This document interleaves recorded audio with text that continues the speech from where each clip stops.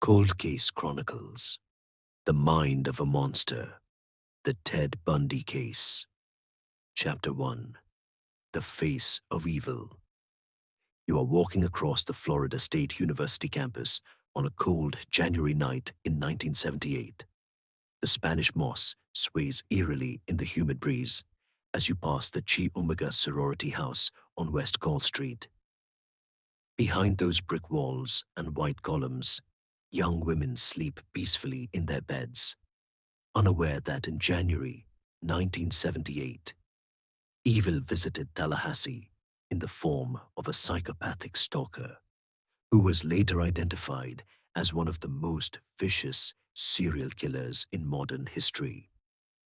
What you are about to hear is not fiction. Every detail, every piece of evidence, every testimony comes from official police reports, FBI files, court transcripts, and documented witness statements. This is the true story of Theodore Robert Bundy, a man whose charming exterior masked the mind of a calculating predator who would confess to killing 30 women. All of them were between the ages of 15 and 26, except for two 12-year-old girls. You might think you know Ted Bundy's story. You have seen the movies, read the headlines, but the real story, the one told through forensic evidence, survivor testimonies, and the meticulous work of investigators, is far more chilling than any Hollywood portrayal. This is a story where dental impressions became the key to justice, where a single witness glimpse would seal a killer's fate, and where survivors found the courage to face their attacker in court. The man born Theodore Robert Cowell on November 24th, 1946, in Burlington, Vermont, would grow up to embody every parent's worst nightmare. Raised initially by his maternal grandparents, who he believed were his parents, Bundy learned early that his life was built on deception. His sister was actually his mother, Louise Cowell, who had given birth to him at a home for unwed mothers. By all outward appearances, Ted Bundy seemed destined for success. He was intelligent, articulate, and possessed what many described as natural charm. He studied psychology at the University of Washington, worked at a crisis hotline, and even saved a drowning child. Those who knew him during his college years described him as helpful, kind, and trustworthy. One crisis hotline supervisor later said that Bundy was one of the best volunteers they had ever had. But beneath this carefully crafted facade, something sinister was growing. While his colleagues saw a dedicated psychology student helping people in crisis, Bundy was already fantasizing about violence. He would later admit to crime author Anne Rule, who worked alongside him at the crisis hotline, that he had been having violent fantasies since his teenage years. The first confirmed attack linked to Ted Bundy occurred in 1974, though investigators believe his violent behavior began much earlier. On January 4th of that year, 18-year-old Sharon Clark was brutally attacked in her basement apartment near the University of Washington campus. She survived, but barely. As you hear the details of that attack, you realize it established a pattern that would terrorize the Pacific Northwest. The attacker had entered through an unlocked door while Sharon slept. He struck her repeatedly with a metal rod, fracturing her skull and jaw. She would later describe awakening to excruciating pain, blood covering her face and pillow. The violence was so severe that doctors initially doubted she would survive.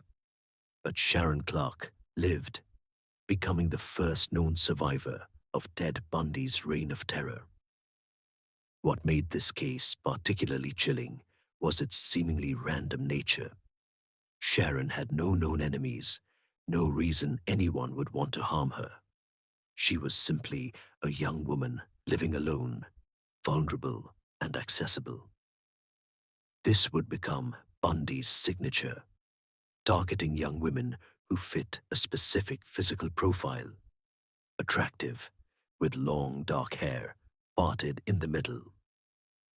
1 month later, on February 1st, 1974, 21-year-old Linda Ann Healy disappeared from her basement bedroom in a house she shared with other university students.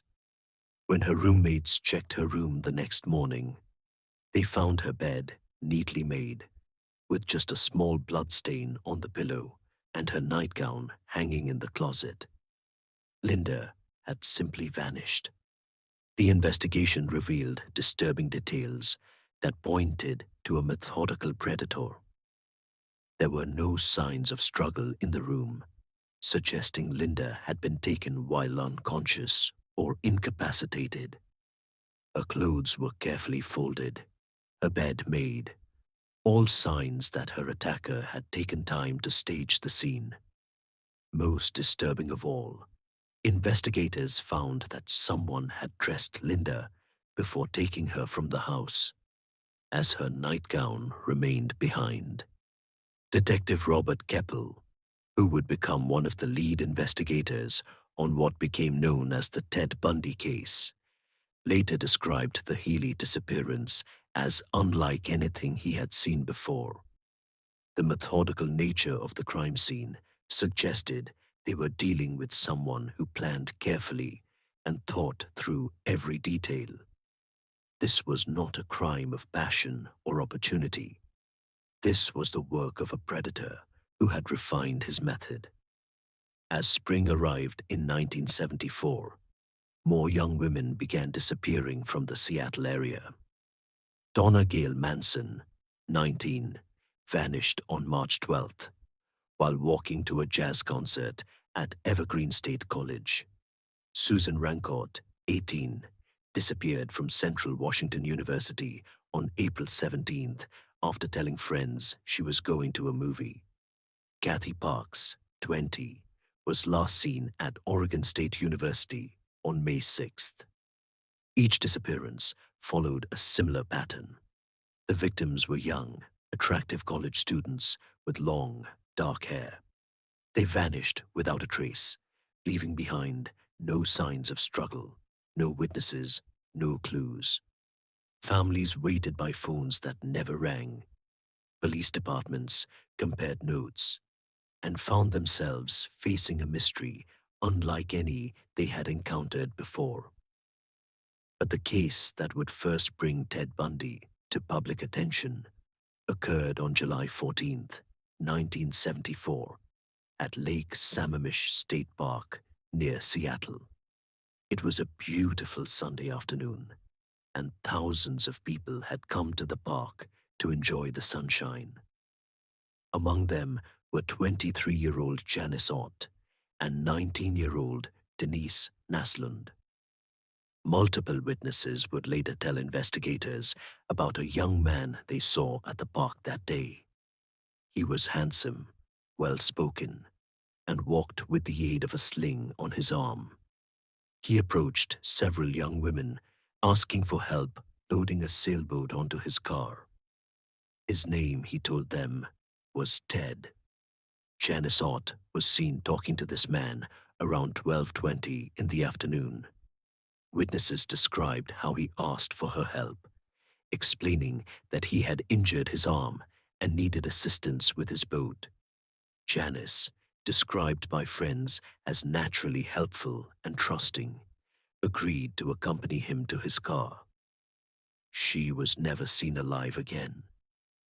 Later that afternoon, the same man approached Denise Naslund. She too was seen walking toward the parking lot with him. Like Janice, she never returned.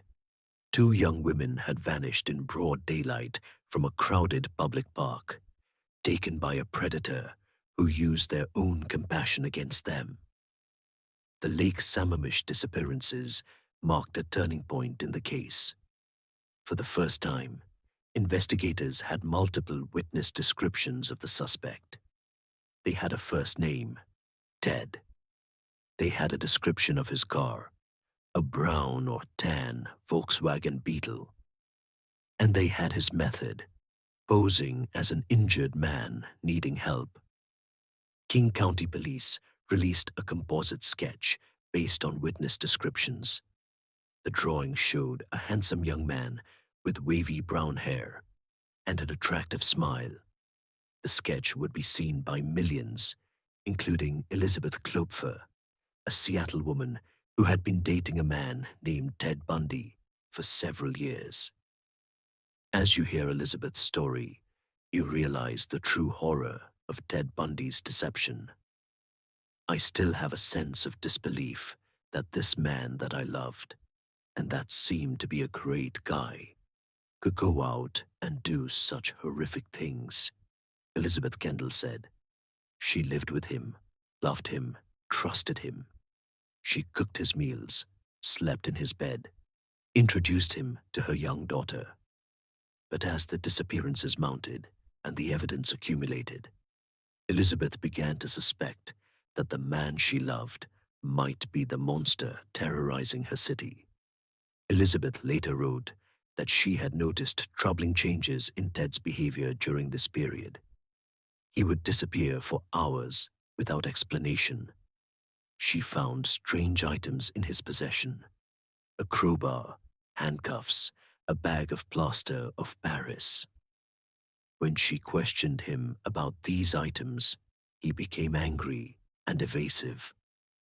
Most disturbing of all, Elizabeth noticed that Ted seemed to know details about the missing women cases that had not been released to the public. He would make comments about the investigations, the victims, and the police work that suggested inside knowledge.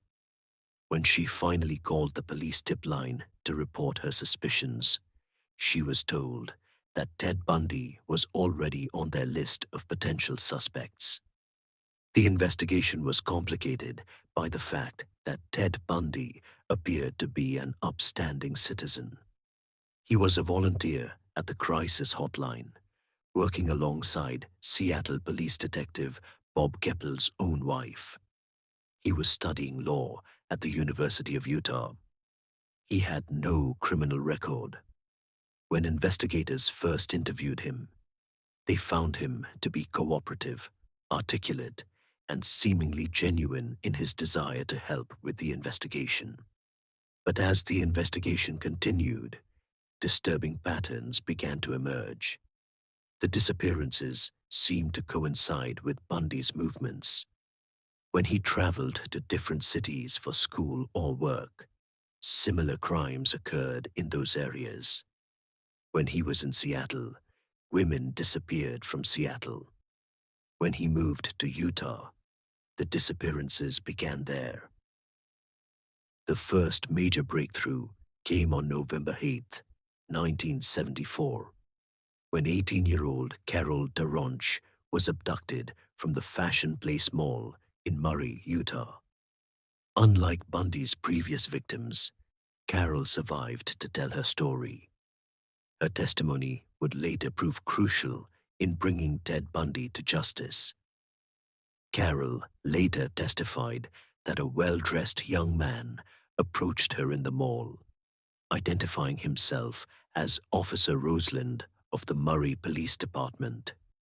He told her that someone had attempted to break into her car and asked her to accompany him to the parking lot to check for damage. When they reached her car and found no damage, the man asked her to come to the police station to file a report and view a lineup. Trusting that he was a police officer, Carol got into his Volkswagen Beetle. But as they drove away from the mall, she realized they were not heading toward the police station. When she questioned him, the man became agitated and pulled over. It was then that Carol saw the handcuffs in his hand and realized she was in mortal danger. What happened next likely saved Carol's life. As the man attempted to handcuff her, she fought back with desperate strength. In the struggle, he managed to get one cuff on her wrist, but she kicked him and escaped from the car. She ran to the road where a passing couple stopped to help her. The man who had tried to abduct her drove away, but not before Carol got a good look at him and his car. Carol's description matched the composite sketch from the Lake Sammamish case perfectly. She described a handsome young man with brown hair, driving a tan Volkswagen Beetle. But more importantly, she had escaped with evidence, the handcuff still attached to her wrist. Forensic examination of the handcuff would later reveal fingerprints that could be matched to the perpetrator. Later that same evening, another young woman would not be so fortunate. 17-year-old Deborah Kent disappeared from Viewmont High School in Bountiful, Utah, after attending a school play. Witnesses reported seeing a man with his arm in a sling asking students for help in the school parking lot. Investigators found a small key near where Deborah's car was parked, a key that would later be identified as belonging to the handcuff Carol DeRonch had escaped with. The evidence was building, but Ted Bundy remained free. He continued his studies at the University of Utah Law School, maintained his relationship with Elizabeth Klopfer, and presented himself as a model citizen. But investigators were closing in, and Bundy seemed to sense it. In 1975, he began traveling more frequently, and the disappearances spread to Colorado. On January 12, 1975, 23-year-old Corinne Campbell disappeared from the Wildwood Inn in Snowmass, Colorado, where she was vacationing with her fiancé and his children. She had gone to her room to retrieve a magazine and never returned. Her body was found 5 weeks later in the mountains, the victim of severe head trauma. The Colorado cases marked an escalation in Bundy's violence. The victims were found more quickly than those in Washington and Utah, allowing forensic experts to examine the bodies before decomposition destroyed evidence. What they found was horrifying. Evidence of sexual assault, torture, and extreme violence that spoke to a killer whose fantasies were becoming increasingly sadistic. As investigators from multiple states compared notes, a picture began to emerge of a predator who was mobile, organized, and escalating. The FBI was brought into the investigation, marking one of the early cases where behavioral profiling was used to help track a serial killer. Special Agent Bill Hagmeyer would later become one of the few people to interview Bundy extensively about his crimes. The breakthrough investigators had been waiting for came on August 16, 1975, when Ted Bundy was pulled over for a traffic stop in Granger, Utah. Utah Highway Patrol Sergeant Bob Hayward noticed Bundy's Volkswagen in a residential neighborhood at 1:30 in the morning, driving with no headlights. When Hayward attempted to stop the vehicle, Bundy fled, running 2 stop signs before finally pulling over. The arrest should have been routine, a simple traffic violation. But when Sergeant Hayward searched Bundy's car, he found items that immediately raised suspicions. In the vehicle were handcuffs, a crowbar, rope, an ice pick, and a ski mask. When asked to explain these items, Bundy claimed they were tools and that the mask was for skiing. But to experienced law enforcement officers, the collection looked like what would later be termed a murder kit. Detective Jerry Thompson of the Salt Lake County Sheriff's Office was called to interview Bundy. Thompson had been investigating the Carol Durant case and immediately recognized similarities between Bundy and the suspect description. When he showed Durant a photo lineup that included Bundy's picture, she positively identified him as her attacker. For the first time, Ted Bundy was charged with a crime, the attempted kidnapping of Carol Durant. But investigators knew they had much more than a simple kidnapping case. This was potentially the break they needed to solve dozens of disappearances across multiple states. Chapter 2: The Chi Omega Nightmare. The clock on the wall of the Chi Omega sorority house reads 2:45 a.m. as you walk through the quiet halls of this sanctuary for young women pursuing their education. In January 1978, Ted Bundy entered the Chi Omega sorority house and severely beat 4 women, killing 2 of them, before attacking another student 4 blocks away. Ted Bundy had been in Tallahassee for just over 2 weeks, living under the false name Chris Hogan in a rooming house near Florida State University. The stress of life as a fugitive was taking its toll. He had lost significant weight. His normally meticulous appearance had deteriorated, and the careful control he had maintained over his violent impulses for years was beginning to crack. On this cold January night, evil visited the Chi Omega sorority house and changed the lives of everyone inside forever. The house on West Call Street was home to 39 young women, ranging in age from 18 to 22. These were students from across the country who had come to Florida State to pursue their dreams of education and careers. Karen Chandler, 21, bludgeoned as she slept at the Chi Omega sorority, survived, although her skull was fractured, and her jaw, right arm, and fingers were crushed. January 15th, Kathy Kleiner, 21, bludgeoned as she slept at the Chi Omega sorority, resulting in her jaw being shattered and her right cheek being ripped open, survived. The attacks were so brutal and occurred so quickly that most of the women in the house never woke up during the assault. Karen Chandler, a 21-year-old from Tallahassee, was awakened by what she later described as the most excruciating pain she had ever felt. Her jaw was broken in 3 places, a skull was fractured, and blood covered her face and pillow.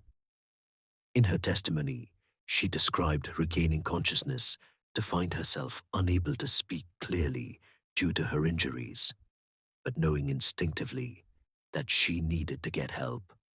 Kathy Kleiner, 20 years old and from Fort Lauderdale, suffered similar injuries.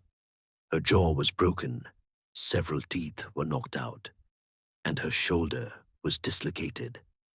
Like Karen, she was awakened by the pain and the taste of blood in her mouth. Chi Omega sisters, Karen Chandler and Kathy Kleiner, survived Ted Bundy and testified in the sorority house murder trial. Both women would later testify that they had no memory of the actual attack.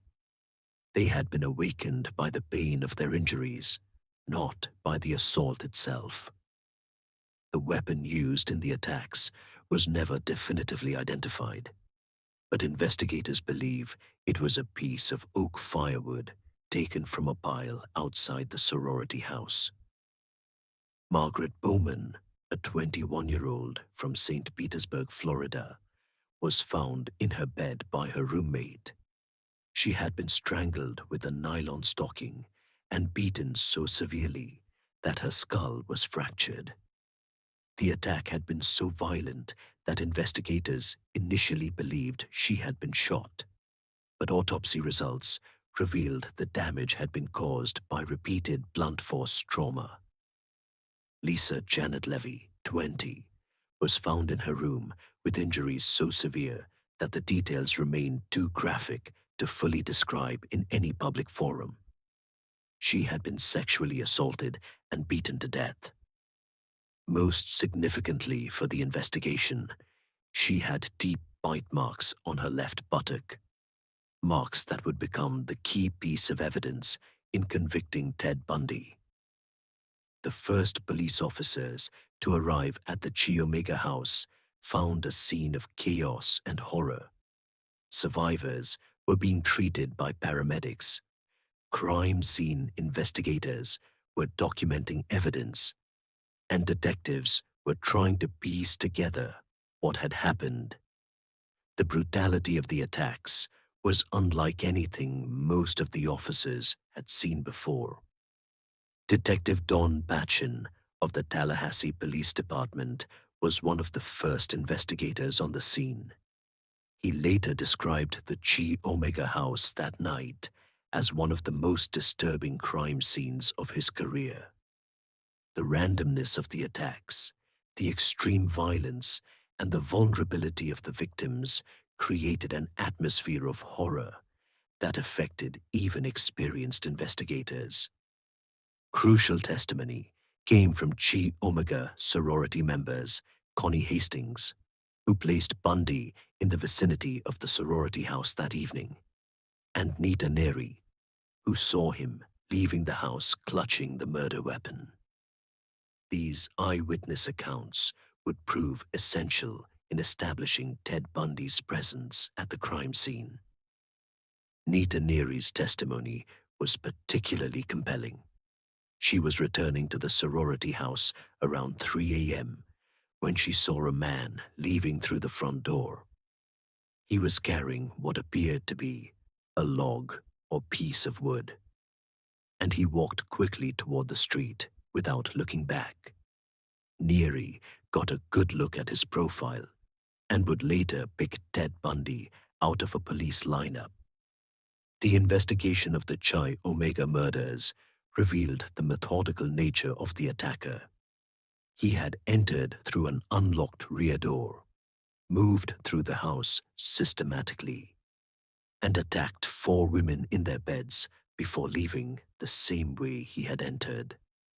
The entire attack lasted no more than 15 minutes, but in that brief time, he had committed 2 murders and 2 attempted murders. Within approximately an hour of the attacks in the Chi Omega house, an intruder entered another home nearby and attacked Cheryl Thomas. Cheryl Thomas, 21, bludgeoned as she slept, 8 blocks from Chi Omega, survived after having a fractured jaw and skull, which left her with permanent deafness. This 5th attack demonstrated that Ted Bundy's violent spree was not yet finished. Cheryl Thomas was a 21-year-old Florida State dance student who lived alone in a duplex 4 blocks from the Chi Omega house. She was attacked in her bed around 4:30 a.m., struck repeatedly with a blunt object that fractured her skull in 5 places and broke her jaw. Unlike the previous attacks, Thomas survived but was left with permanent hearing loss and other lasting effects. The attack on Cheryl Thomas provided additional evidence linking the crimes. The weapon appeared to be the same type used at Chi Omega. The method was identical, and the timing suggested the same perpetrator. Most importantly, investigators found additional physical evidence at Thomas's home that would help connect the attacks to Ted Bundy. As dawn broke over Tallahassee on January 15th, news of the attacks spread rapidly through the Florida State campus and beyond. The Chi Omega murders made national headlines, and the brutality of the crimes shocked even investigators experienced in violent crime. The fact that the attacks had occurred in what should have been a safe environment, a sorority house full of women, made the crimes particularly terrifying. The investigation was massive and immediate. The Florida Department of Law Enforcement, the FBI, and local police all contributed resources to solving the case. The Chi Omega house was sealed as a crime scene, and investigators began the painstaking process of collecting and analyzing evidence. One of the most significant pieces of evidence collected was the impression of bite marks on Lisa Levy's body. Dr. Thomas Wood, the medical examiner who performed the autopsy, recognized that the bite marks were unusually clear and deep, suggesting they could be matched to the perpetrator's teeth. This was still relatively new forensic science in 1978, but Wood knew it could be crucial evidence. The bite mark evidence was photographed extensively, and impressions were made using dental molding compound. Forensic odontologist Dr. Richard Suviron was brought in to analyze the marks and later testified that they showed distinctive characteristics that could be matched to a specific individual's teeth. Meanwhile, the investigation into the attack on Cheryl Thomas yielded additional evidence. A pantyhose mask was found near her home, and investigators discovered that it contained hair fibers that could potentially be matched to a suspect. Additionally, the pattern of the attack was so similar to the Chi Omega assaults that investigators were certain the same perpetrator was responsible. As the investigation continued, reports began coming in of suspicious activity in the area around the time of the attacks. Several witnesses reported seeing a man near the Chi Omega house late Saturday night and early Sunday morning.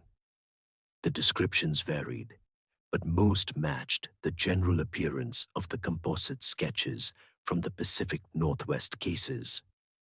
The breakthrough in identifying Ted Bundy as a suspect in the Florida cases came from his own behavior in the days following the attacks. Instead of lying low and avoiding attention, Bundy continued to engage in criminal activity that would ultimately lead to his capture. His deteriorating mental state and the stress of life as a fugitive appeared to be affecting his judgment. On February 9th, 1978, less than a month after the Chi Omega attacks, Kimberly Diane Leach was 12 years old when serial killer Ted Bundy kidnapped her from her Lake City, Florida school and murdered her on February 9th, 1978. This would be his final victim and the crime that would ultimately lead to his execution. A firefighter had reported seeing a man walking with a 12-year-old toward a white van that day. A prosecutor said, Kimberly was last seen leaving her classroom to retrieve a purse she had forgotten in her previous class. Security cameras showed her walking through the school hallways, but she never returned to class. The abduction of Kimberly Leach marked a significant escalation in Ted Bundy's crimes. His previous victims had all been college-age women or older teenagers. Kimberly was just 12 years old, a child whose disappearance would galvanize law enforcement and horrify the public in a way that even the Chi Omega murders had not. Witnesses reported seeing a man talking to children near the school around the time Kimberly disappeared. Several students reported that a man had approached them, asking for directions or trying to engage them in conversation. The descriptions matched those from the Chi Omega investigation and earlier cases in other states. The search for Kimberly Leach was immediate and extensive. Hundreds of volunteers combed the areas around Lake City. Police set up roadblocks and aircraft searched from above. But unlike his earlier crimes in the Pacific Northwest, where bodies were often never found, this case would eventually yield physical evidence that would prove crucial to the prosecution. Chapter 3: The Final Hunt. You are sitting in a police patrol car in Pensacola, Florida, at 1:28 a.m. on February 15th, 1978. Officer David Lee is conducting what should be a routine traffic stop of a stolen orange Volkswagen Super Beetle, driving erratically through the city streets. The driver appears nervous, fumbling for identification, giving a name that does not match the registration. Neither of you yet realizes that this traffic stop will end the criminal career of one of America's most wanted fugitives. Ted Bundy had been added to the FBI's top 10 fugitives list just days earlier. On February 15th, 1978, Bundy was arrested in Pensacola, Florida, by local police after he was stopped for speeding while driving a stolen vehicle. The arrest came just hours before investigators believe he was planning to flee Florida and continue his killing spree in another state. The stolen Volkswagen had been taken from FSU student Rick Garzaniti, who had parked it near his dormitory and discovered it missing the next morning. Bundy had been driving stolen vehicles almost continuously since his escape from Colorado, using them to travel between cities and commit crimes without being easily traced through rental records or personal vehicle registrations. Officer Lee's suspicions were immediately aroused by the driver's behavior during the traffic stop. The man claimed his name was Kenneth Misner and that he was from Tallahassee, but he could not provide proper identification to support this claim. His driver's license appeared to be altered, and he was unable to answer basic questions about his supposed address and employment. When Officer Lee ran the vehicle's license plate through the police computer system, it immediately came back as stolen. The man calling himself Kenneth Misner was placed under arrest and transported to the Pensacola Police Department for processing.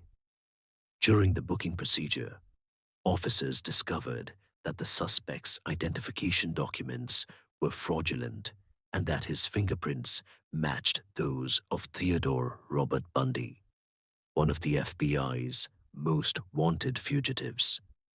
The capture of Ted Bundy sent shockwaves through law enforcement agencies across the country. For over 6 weeks, he had been free, and during that time, he had committed some of his most brutal crimes. Investigators in Washington, Utah, Colorado, and Florida all breathed a collective sigh of relief that the manhunt was finally over. Detective Kenneth Boatwright of the Florida Department of Law Enforcement was assigned as the lead investigator on linking Bundy to the Florida crimes. Boatwright was an experienced homicide detective who had worked numerous high-profile cases, but even he was unprepared for the complexity and brutality of the evidence he would examine. The first step in building the case against Bundy was establishing his presence in Tallahassee at the time of the Chi Omega attacks. Credit card records showed that Bundy had used stolen cards at restaurants and gas stations throughout the Tallahassee area in the days surrounding the murders. Hotel registration records confirmed that he had been staying at a boarding house near the FSU campus under the false name Chris Hagen. More importantly, investigators discovered that Bundy had been seen in the vicinity of the Chi Omega house on multiple occasions in the days leading up to the attacks. Several FSU students reported seeing a man matching his description loitering near the sorority house, apparently studying the building's layout and the routines of its residents. The physical evidence linking Bundy to the Chi Omega murders was more compelling than anything investigators had found in his previous cases. Incriminating physical evidence included impressions of the bite wounds Bundy had inflicted on Levy's left buttock, which forensic odontologists Richard Souviron and Lowell Levine matched to castings of Bundy's teeth. There was testimony from a forensic dental expert who testified concerning his analysis of the bite mark left on the body of Lisa Levy, his comparison of the mark with appellant's teeth, and his conclusions. Among the photographs of the bite mark were enlargements to actual size. Pursuant to a judge's warrant, law enforcement authorities arranged for the dental expert to take wax impressions and photographs of appellant's teeth. From the wax impressions, actual models of the 2 rows of teeth were cast.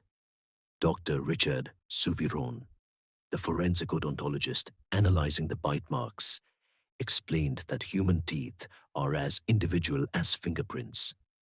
The spacing between teeth, the shape of individual teeth, chips, wear patterns, and alignment all create a unique dental signature that can be matched to a specific person.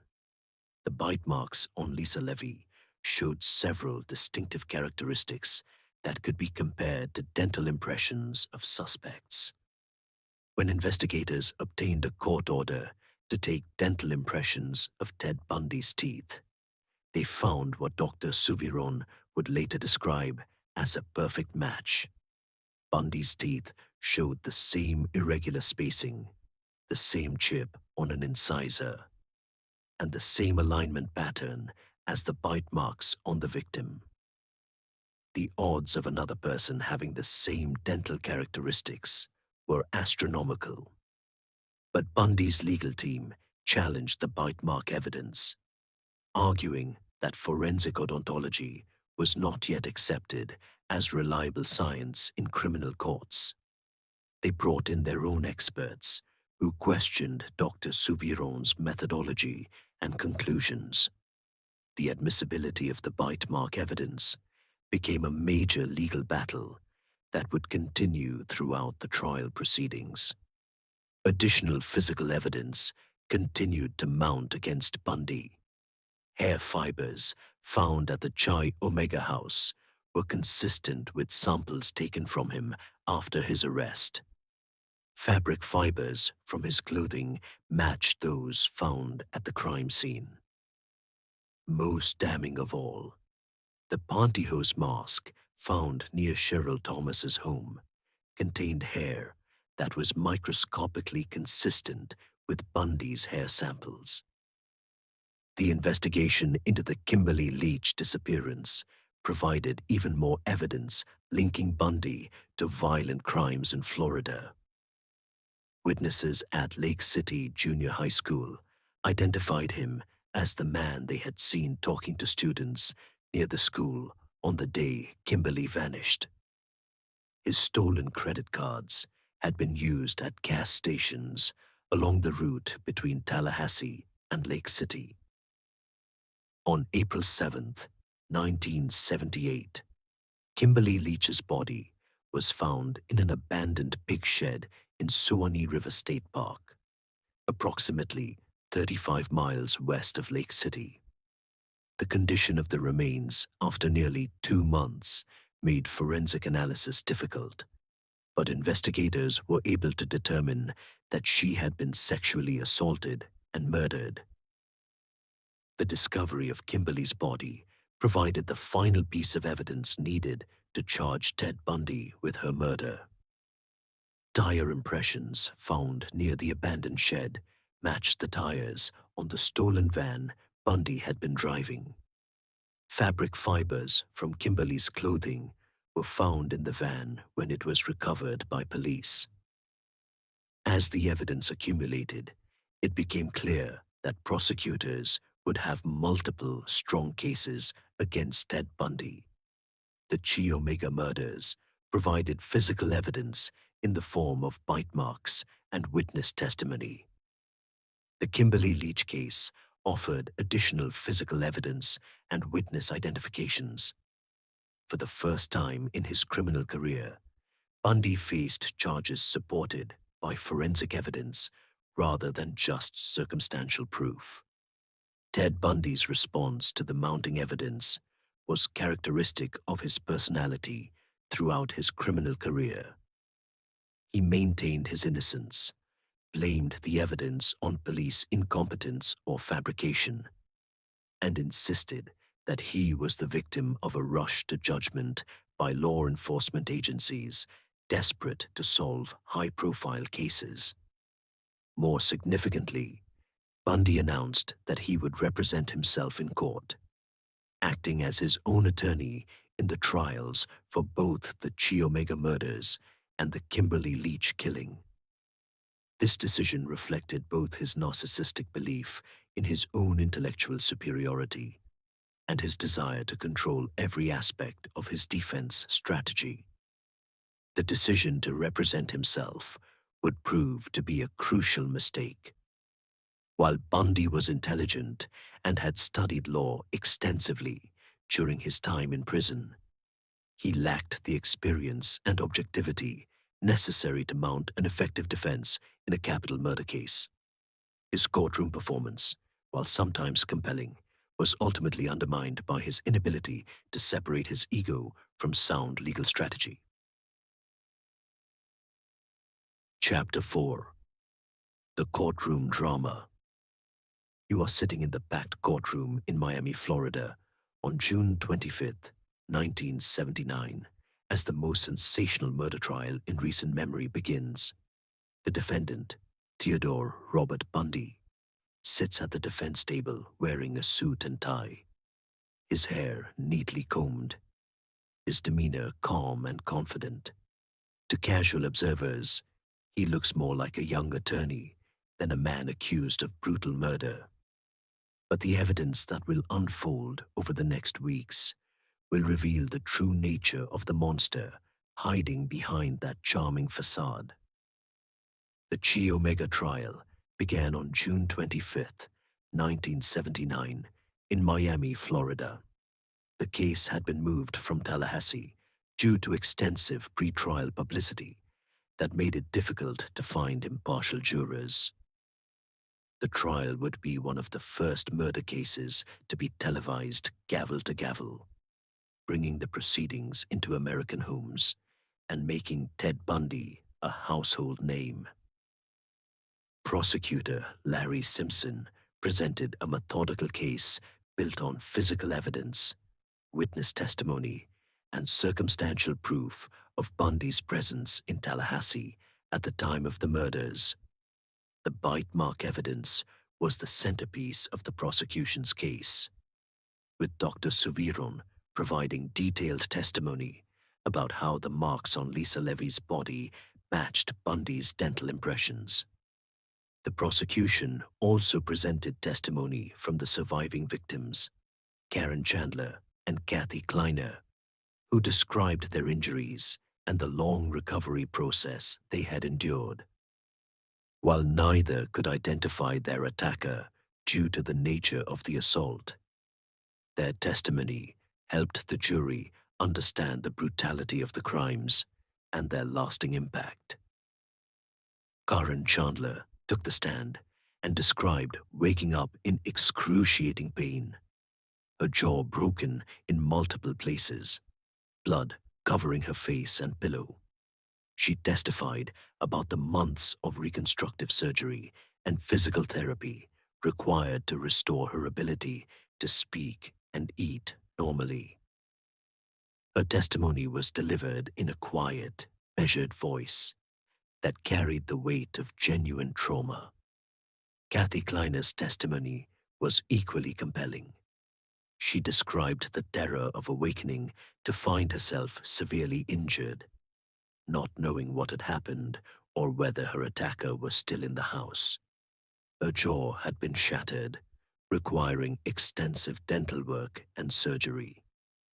Years later, she still suffered from TMJ disorder and chronic pain related to her injuries. Nita Neary's eyewitness testimony was particularly damaging to Bundy's defense. She testified that she had seen him leaving the Chi Omega house carrying what appeared to be a wooden club, and she positively identified him in court as the man she had observed that night.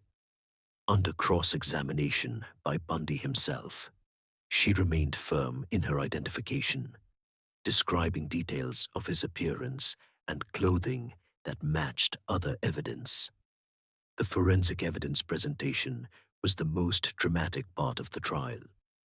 Dr. Richard Souviron took the stand with enlarged photographs of the bite marks found on Lisa Levy's body and plaster casts of Ted Bundy's teeth. Using overlay techniques, he demonstrated to the jury how Bundy's teeth matched the bite impressions with stunning accuracy. Dr. Souviron explained that the bite marks showed several distinctive characteristics. There was an irregular spacing between the upper front teeth, a distinctive chip on one incisor, and an alignment pattern that was highly unusual. When compared to the dental impressions taken from Bundy, these characteristics matched perfectly. The prosecution presented additional evidence linking Bundy to the crimes. Hair fibers consistent with his samples were found at the Chi Omega house. Fabric fibers from his clothing matched those found at the crime scene. Credit card records placed him in Tallahassee at the time of the murders, using stolen cards to purchase food and gas. Bundy's cross-examination of witnesses revealed both his intelligence and his fundamental misunderstanding of effective legal strategy. He was often able to ask penetrating questions that challenged witness testimony. But he also displayed an arrogance and lack of empathy that likely alienated jurors. His attempts to discredit the bite mark evidence were particularly ineffective. During his cross-examination of Dr. Souviron, Bundy attempted to suggest that bite mark analysis was not reliable science. He questioned the doctor's methods, his conclusions, and his experience. But Souviron was well prepared and calmly explained his methodology, showing the jury enlarged photographs and demonstrating the comparison techniques he had used. The defense case presented by Bundy himself was disjointed and failed to offer a coherent alternative theory of the crimes. He suggested that police had rushed to judgment, that the evidence had been contaminated or fabricated, and that the real killer remained at large. But he provided no credible evidence to support these theories. Bundy's opening statement to the jury revealed his narcissistic personality and his complete misunderstanding of his situation. He spoke as if he were a legal scholar, analyzing an interesting case rather than a defendant fighting for his life. His tone was condescending and intellectual, completely inappropriate for someone seeking mercy from a jury. The prosecution's closing argument was devastating. Larry Simpson walked the jury through the evidence methodically, showing how each piece fit together to prove Bundy's guilt beyond reasonable doubt. The bite mark evidence, the witness testimony, the physical evidence, and the circumstantial proof all pointed to one inescapable conclusion. Simpson reminded the jury of the victims, young women who had been brutally attacked while they slept, who had trusted in the safety of their sorority house, who had done nothing to deserve their fate. He spoke of Margaret Bowman and Lisa Levy, whose lives had been cut short by senseless violence, and of the survivors who would carry their scars forever. Bundy's closing argument was rambling and unfocused. He continued to maintain his innocence, suggesting that the real killer was still free while he sat falsely accused. But his demeanor was cold and analytical, showing no genuine emotion or empathy for the victims. The jury could see through his calculated performance. On July 24th, 1979, after deliberating for less than 7 hours, the jury found Ted Bundy guilty on all counts related to the Chi Omega murders. He was convicted of 2 counts of first-degree murder for the deaths of Margaret Bowman and Lisa Levy, and 3 counts of attempted murder for the attacks on Karen Chandler, Kathy Kleiner, and Cheryl Thomas. The guilty verdict sent shockwaves through the courtroom. Bundy showed little emotion, maintaining the same calm demeanor he had displayed throughout the trial. But observers noted that his hands were shaking as the verdicts were read, and his face had gone pale beneath his carefully maintained composure. The penalty phase of the trial began immediately, with prosecutors seeking the death penalty for the murders. Under Florida law, the jury would make a recommendation to the judge, who would make the final decision on sentencing. The prosecution argued that the murders were especially heinous, atrocious, and cruel, meeting the criteria for capital punishment. The prosecution presented victim impact statements from the families of Margaret Bowman and Lisa Levy. These emotional testimonies helped the jury understand not just the brutality of the crimes, but their lasting impact on those left behind. Parents spoke of daughters who would never graduate, never marry, never have children of their own. Bundy presented character witnesses who testified about his intelligence, his work with suicide prevention, and his potential for rehabilitation. Former colleagues from the crisis hotline spoke about his dedication to helping others. Academic supervisors testified about his intellectual capabilities and his potential contributions to society. But the evidence of his crimes was so overwhelming and the brutality so extreme that these appeals for mercy fell on deaf ears. The jury could not reconcile the image of a helpful psychology student with the man who had savagely beaten sleeping women to death. The contrast between his public persona and his private actions was too stark to ignore. The jury recommended death sentences for both murders after just 2 hours of deliberation. The speed of their decision reflected the strength of the evidence and the heinous nature of the crimes. There was no reasonable doubt about Bundy's guilt, and no mitigating factors that could justify sparing his life.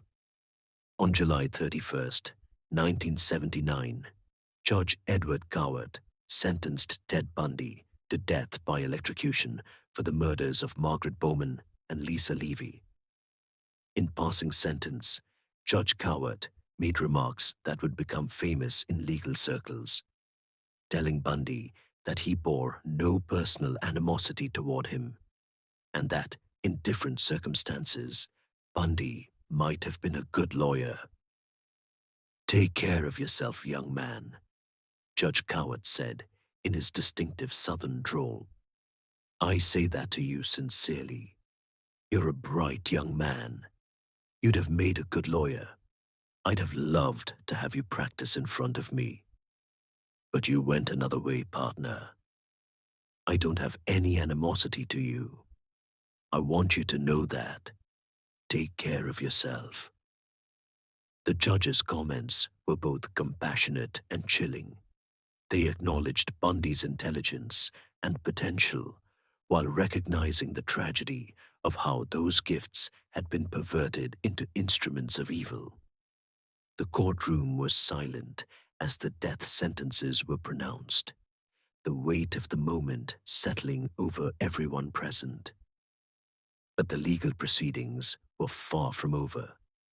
Bundy still faced trial for the murder of Kimberly Leach, and he continued to maintain his innocence in all the cases.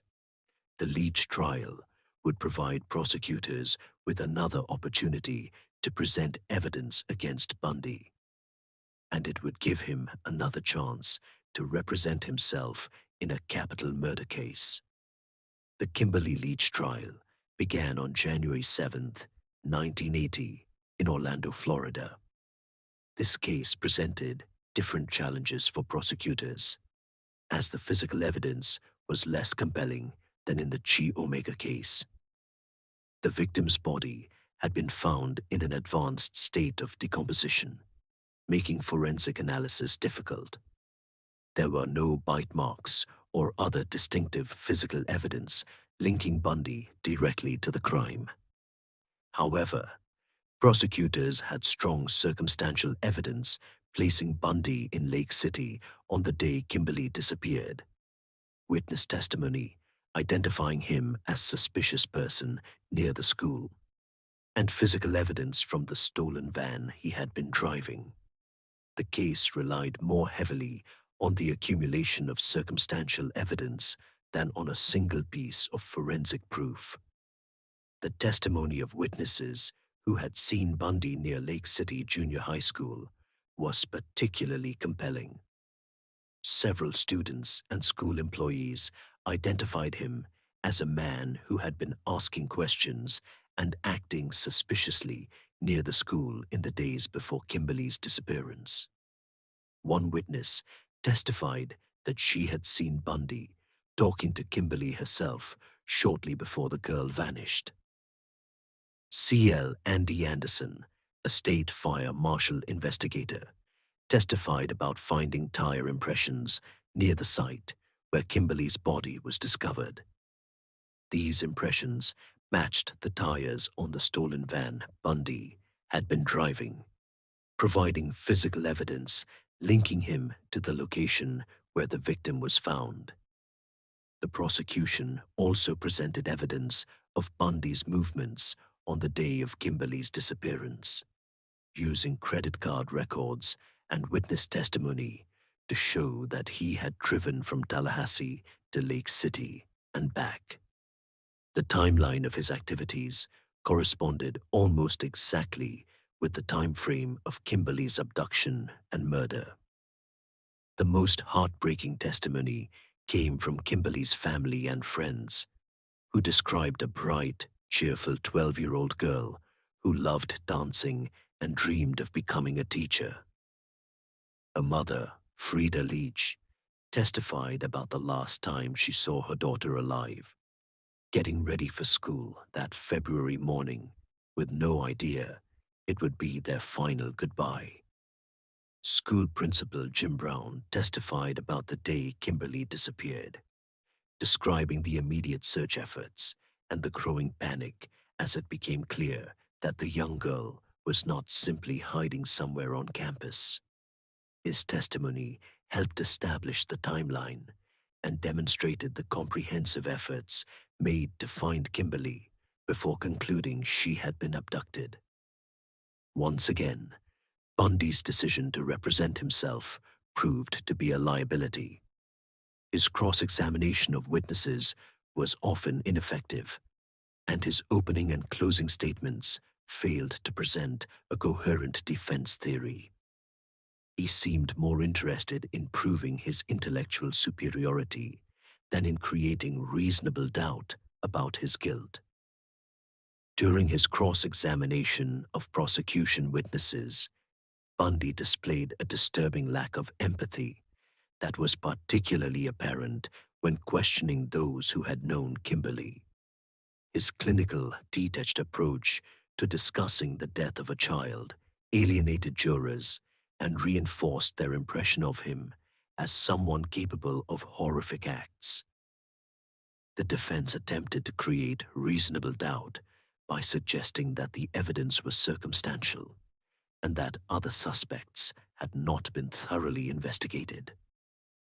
They pointed to the decomposed condition of the body as limiting the forensic evidence available. But the accumulation of witness testimony, physical evidence, and Bundy's documented presence in the area created a compelling case. On February 7, 1980, the jury found Ted Bundy guilty of first-degree murder in the death of Kimberly Leach. The verdict was reached after just 6 hours of deliberation, indicating that jurors found the evidence compelling despite its largely circumstantial nature. The courtroom was silent as the verdict was read, with many observers noting the grim satisfaction on investigators' faces. During the penalty phase of the Leach trial, prosecutors again sought the death penalty, arguing that the murder of a 12-year-old child was particularly heinous and cruel. The defense presented evidence of Bundy's troubled childhood and mental health issues, but these mitigating factors were overshadowed by the brutality of his crimes. Bundy's own testimony during the penalty phase was remarkable for its complete lack of genuine remorse or emotion.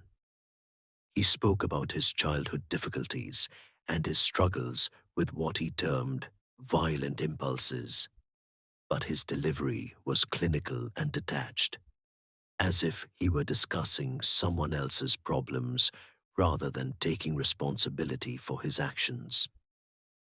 On February 10, 1980, Judge Wallace Jopling sentenced Ted Bundy to death for the murder of Kimberly Leach.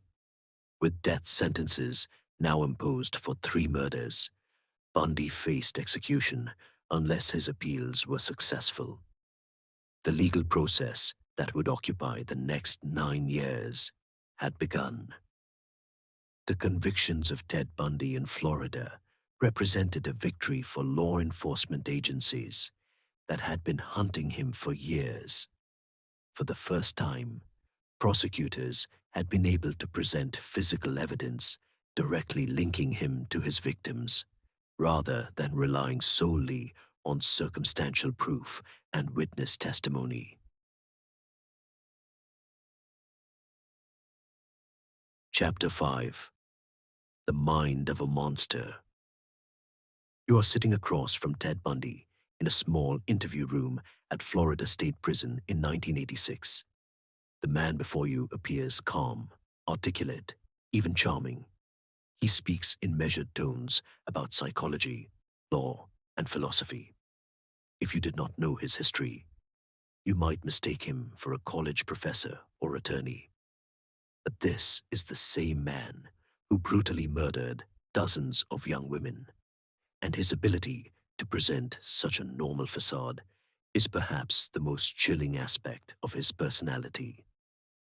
Understanding Ted Bundy requires examining not just what he did, but how he was able to do it for so long without detection. His success as a serial killer came not from superior intelligence alone, but from his ability to manipulate social expectations and exploit the trust of his victims and society at large. FBI Special Agent Bill Hagmaier spent hundreds of hours interviewing Ted Bundy during his years on death row, attempting to understand the psychological mechanisms that drove his crimes. These interviews, conducted between 1984 and 1989, provided unprecedented insight into the mind of a serial killer and influenced the development of modern criminal profiling techniques. Hagmaier later described Bundy as one of the most manipulative individuals he had ever encountered. Even while facing execution, Bundy continued to lie, manipulate, and attempt to control the narrative of his crimes. He would provide partial confessions, then recant them. He would admit to some crimes while denying others for which the evidence was equally strong. He was always playing games, Hagmeyer recalled. Even when he was supposedly cooperating, he was still trying to manipulate the situation to his advantage. He couldn't help himself. The need to control was stronger than any desire to truly confess or seek redemption. The psychological evaluation conducted during Bundy's time in prison revealed a complex personality disorder characterized by narcissism, lack of empathy, and a grandiose sense of self-importance. Dr. Dorothy Lewis, a psychiatrist who examined Bundy, found evidence of multiple personality disorders, but noted that he was legally sane and fully aware of the nature of his crimes. One of the most disturbing aspects of Bundy's psychology was his complete lack of genuine remorse for his actions. While he could intellectually understand that his crimes were wrong and harmful, he appeared incapable of experiencing genuine empathy for his victims. To him, the women he killed were objects to be manipulated and consumed rather than human beings with their own hopes, dreams, and families. Dr. Al Carlisle, a psychologist who evaluated Bundy during his time in Utah custody, noted that Bundy exhibited what he termed compartmentalization, the ability to separate his violent fantasies and actions from his public persona. This allowed him to function normally in social and professional situations while privately planning and committing horrific crimes. Ted could flip a switch in his mind, Dr. Carlyle explained.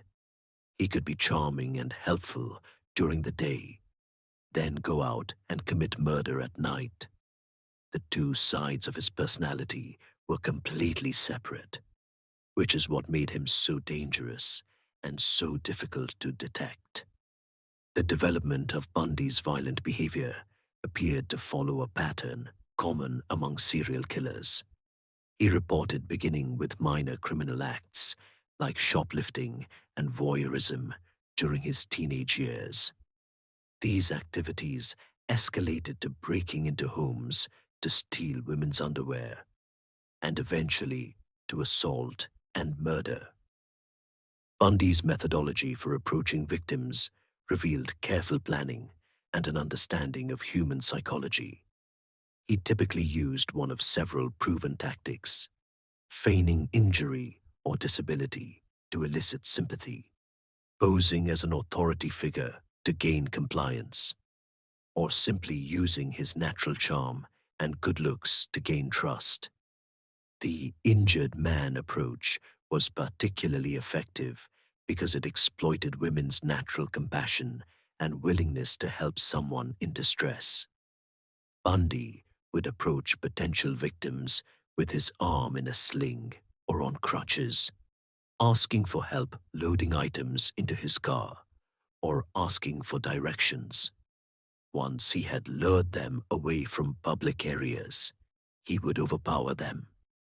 Elizabeth Klopfer's memoir provides chilling insight into how Bundy could maintain normal relationships while committing murder. She described him as attentive and caring, someone who helped with household chores and played with her young daughter. Yet during this same period, he was actively hunting and killing young women across multiple states. The hardest part was reconciling the man I knew with the man the police were describing, Elizabeth wrote. The Ted I lived with was gentle and funny.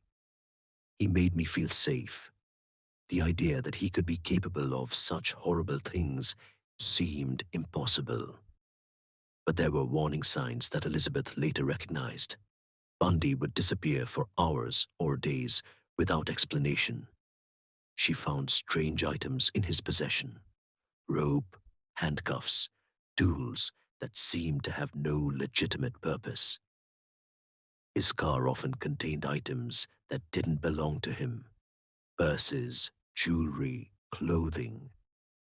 Most disturbing were the personality changes she observed. During periods when he was actively killing, Bundy would become withdrawn and irritable. He would have difficulty sleeping and would sometimes talk in his sleep, saying things that frightened her. She described watching him transform from the loving partner she knew into someone cold and frightening. The role of fantasy in Bundy's crimes became apparent through his interviews with investigators and psychologists. He described elaborate fantasies that began in his teenage years and became increasingly violent over time. The actual commission of crimes was necessary to satisfy these fantasies, but the satisfaction was always temporary, requiring him to kill again. The fantasy life was where it all started, Bundy told FBI agent Hugmeyer. The actual crimes were just the physical manifestation of what had been playing out in my mind for years. But the reality never quite lived up to the fantasy, so I always needed to do it again. Dr. Stephen Michaud, a journalist who conducted extensive interviews with Bundy, noted that he seemed to view his victims as interchangeable objects rather than individual human beings. When discussing his crimes, Bundy would often speak in abstract terms, referring to the act or the situation, rather than acknowledging that he had killed specific people with names, families, and futures. This dehumanization of his victims was a crucial psychological mechanism that allowed Bundy to commit his crimes without being overwhelmed by guilt or empathy, by viewing his victims as objects rather than people. He could satisfy his violent fantasies without confronting the human cost of his actions. The question of whether Ted Bundy was born a killer or made into one by his experiences remains unanswered. His childhood showed some warning signs. He was reportedly fascinated by knives as a young child and may have exhibited cruelty to animals.